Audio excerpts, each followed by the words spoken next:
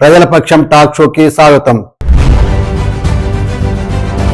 నేటి అంశము భారతదేశంలో యువత ఎందుకు చెడిపోతుంది, దాని గల కారణాలు ఏంటి అనే అంశం మీద మీకు మేము చిన్న అంశాన్ని అందిస్తున్నాం. నిజానికి ఈ దేశంలో 40% యువత, మరి 140 కోట్ల 40% ఉన్నది. వాళ్ళు పై చదువులు చదువుతున్నా, మంచి యూనివర్సిటీల్లో పిహెచ్డీలు చేస్తున్నా, డిగ్రీలు చేస్తున్నా, టెక్నీషియన్ గా ఉన్నప్పటికీ మరి సంసార విషయంలో గాని, జీవిత విషయంలో గాని చాలా వరకు పెడదవ పట్టడానికి కారణం ఏంటంటే ఈ మధ్య కొన్ని అంశాలు వచ్చాయి. ముఖ్యంగా డ్రగ్స్ కి బానిసలు కావడం, గంజాయి సేవించడం, అలాగే ఈ లిక్కర్ లాంటి ఏదైతే సమస్యలు ఉన్నాయో, మానవునికి ఉండకూడని సమస్యలు, ఉండకూడని అలవాట్లు, అవన్నీ కూడా ఎక్కువగా మరి వాళ్ళు అలవాటు పడిపోవడం మూలంగా నేటి యువత నిర్వీర్యం అయిపోతుంది. దేశ రాజ్యాంగం గురించి అవగాహన లేదు, దేశ సామాజిక వ్యవస్థ గురించి అవగాహన లేదు, దేశ రాజకీయ విషయాల మీద అవగాహన లేదు, దేశం యొక్క సంస్కృతి మీద అవగాహన లేకుండా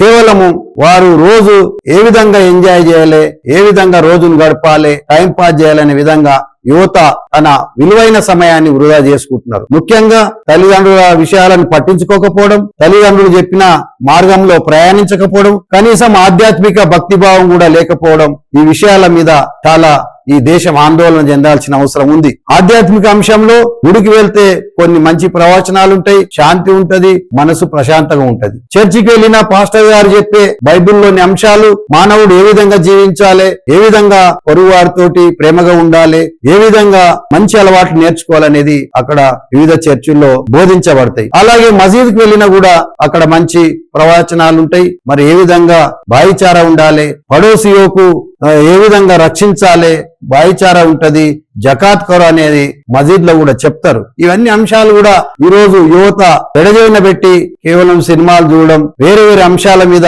24 అవర్స్ స్మార్ట్ ఫోన్లకు అలవాటు పడి మరి పెడదారి పట్టడాన్ని ఈ రోజు ఈ దేశం యొక్క భవిష్యత్తును, వారి భవిష్యత్తును, దేశ భవిష్యత్తును నాశనం చేస్తున్నారు. మన దేశంలో స్వాతంత్ర పోరాటంలో భగత్ సింగ్ యువకుడు తన విలువైన ప్రాణాలను దేశం కోసం అర్పించడం జరిగింది. ఎందరో మహనీయులు ఈ పోరాటం వల్ల ఈనాడు మనకు స్వాతంత్రం వచ్చింది. అలాగే తెలంగాణ ఉద్యమం కూడా మరి అలాంటి పోరాటాల వల్లనే, యువకుల విద్యార్థుల పోరాటం వల్లనే మనకు తెలంగాణ సాధించుకోవడం జరిగింది. ముఖ్యంగా యువత మార్పు కోరుతుంది ఎల్లప్పుడూ.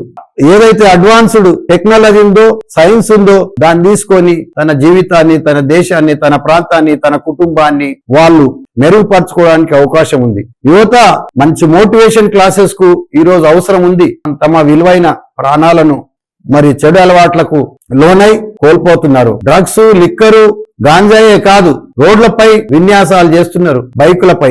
అది రోడ్డు ప్రమాదాలకు గురై మరి వాళ్ళు విలువైన ప్రాణాలు కోల్పోతున్నారు. వారి ప్రాణాలు కోల్పోయినప్పుడు వారి మీద ఆధారపడ్డ కుటుంబం, వారి తల్లిదండ్రులు, పిల్లలు, పెళ్ళైన వాళ్ళుంటే పిల్లలు, భార్య, మొత్తం వాళ్ళ జీవితం అనాథలై వారికి ఏ విధమైన ఆసర లేకుండా పోతుంది. కాబట్టి యువత నేటి నుంచే 10వ తరగతి నుంచి పాస్ అయిన వెంటనే మంచి జీవితాన్ని ఇంటర్మీడియట్ స్థాయిలో, డిగ్రీ స్థాయిలో, యూనివర్సిటీ స్థాయిలో ఎంచుకొని వారి జీవితాన్ని వారే తీర్చిదిద్దుకోవాలి. మన చేతిలోనే మన జీవితం ఉంటది. మన అలవాట్లే మన జీవితాన్ని పెంపొందించడానికి అవకాశం ఉంటుందని మీరందరూ గుర్తుంచుకోవాలి. మంచి అలవాట్లను, మంచి స్నేహాన్ని, మంచి కార్యక్రమాలను రూపొందించుకొని వారి జీవితాన్ని మెరుగుపరచుకోవాలని మేము ఆశిస్తున్నాం. Thank you. జై భారత్.